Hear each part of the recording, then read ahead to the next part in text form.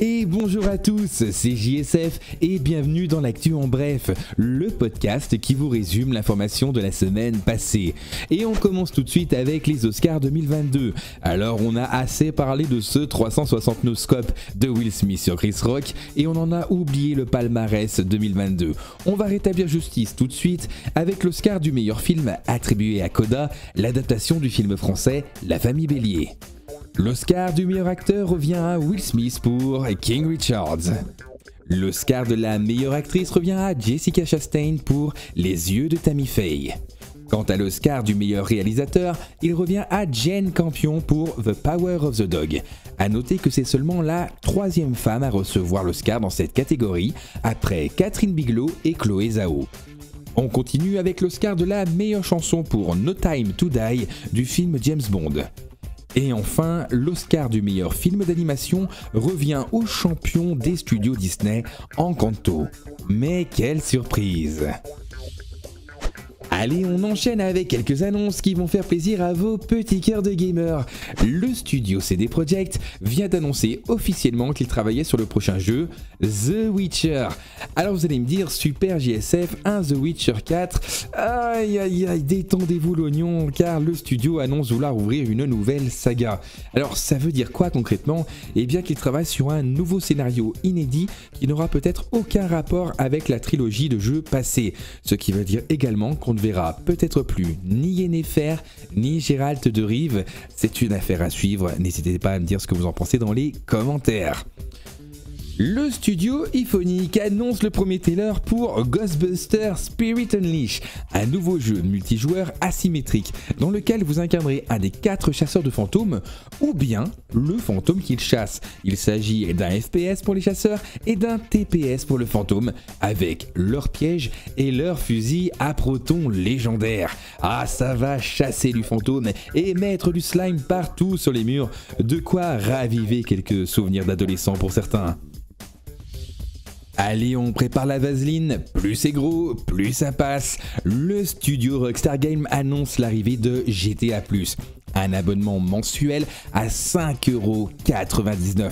Alors, qu'est-ce qu'on va avoir pour cet abonnement? Eh bien, tous les mois, 500 000 GTA $ crédités automatiquement sur votre compte MySbank. L'atelier auto situé à la Mesa permettra de découvrir plusieurs mises à jour de gameplay de tuning à Los Santos.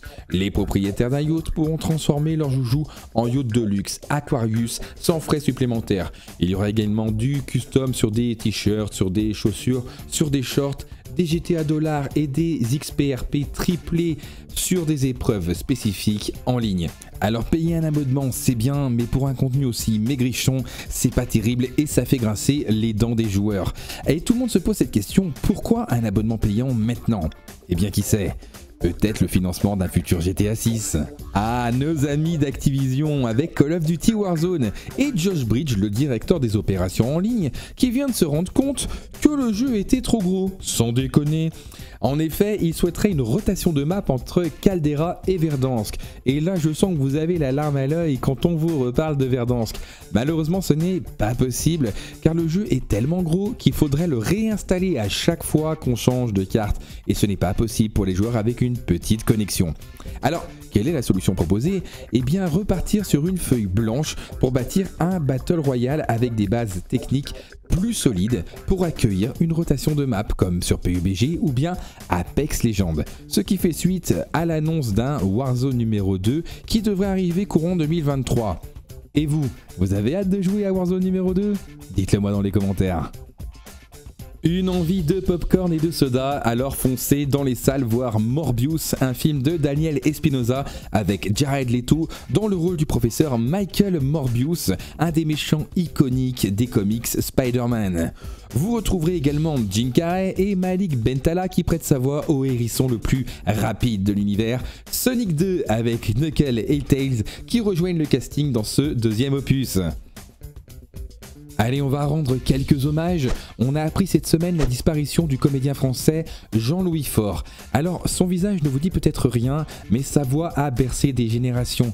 Il était notamment Hal, le papa de Malcolm, ou bien Walter White dans la série Breaking Bad. En effet, le doubleur français de Bryan Cranston nous a quittés le 27 mars 2022 à l'âge de 74 ans. Un autre grand comédien, Bruno Dubernat, la voix française de Jigsaw, Boba Fett et Dwayne Johnson, nous a quittés le 30 mars 2022 à l'âge de 60 ans. Enfin, dans le milieu musical, Taylor Hawking, le célèbre batteur des Foo Fighters, nous a quittés le 25 mars 2022 à l'âge de 50 ans. Allez, on repart avec des sujets un peu plus light et on va parler de l'actu insolite de la semaine. Et cette semaine, c'est Shoji Morimoto, un japonais de 38 ans qui a trouvé une technique surprenante pour gagner sa vie. En effet, des particuliers louent ses services juste pour ne pas être seul. C'est en quelque sorte un homme de compagnie dont la mission est très simple. Il doit juste être présent auprès de ses clients. Il n'a pas à faire la conversation ni rien de spécial. Son travail consiste à être à leur côté. Je sens qu'il va faire des envieux. Et on va finir avec la découverte de la semaine. Et aujourd'hui, je vous présente Black Heroes TV, le streamer aux 15 000 followers. Alors, il vous propose du gameplay sur Call of Duty, sur FIFA, mais aussi du cast de tournois pour sa team e-sport Historia Gaming, ainsi que de la réac sur des émissions comme Koh-Lanta ou bien du stream un peu plus chilled. C'est un orateur de qualité et il a une très belle moustache. Alors n'hésitez plus, foncez sur sa chaîne et si le contenu vous plaît, abonnez-vous. Vous souhaitez être la découverte de la semaine, alors foncez sur mon Twitter et laissez le lien de votre chaîne Twitch, YouTube, Instagram, TikTok, peut-être même votre Skyblog ou votre boîte échangiste avec un descriptif assez court mais convaincant et qui sait, vous passerez peut-être dans la découverte de la semaine prochaine. Allez, c'est tout pour moi, merci de m'avoir écouté. Si le contenu vous a plu, n'hésitez pas à vous abonner, activer la cloche, liker et partager. C'était JSF, on se retrouve la semaine prochaine et n'oubliez pas, qui avale une noix de coco, fait confiance à son anus.